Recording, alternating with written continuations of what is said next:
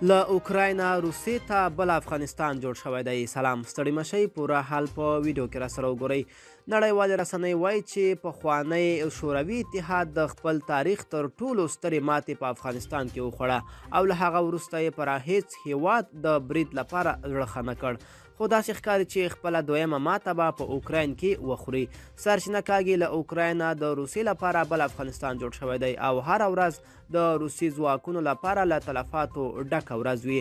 سرچینه کاږي چې روسانو په افغانستان کې 10 کاله تیر کړل خو بیا هم بریالي نه شول. نو له همدې مسکو ته درس پکار ده چې په زور د خلکو ملکونه نشي نیولی او دغه ډول حکومتونه دوام ناشونی دی. څه باندې یوه میاشت کیږي چې روسیه پر اوکراین برید کړی دی او په موده یې دواړو لوري ته درانه تلفات اوښتي دي.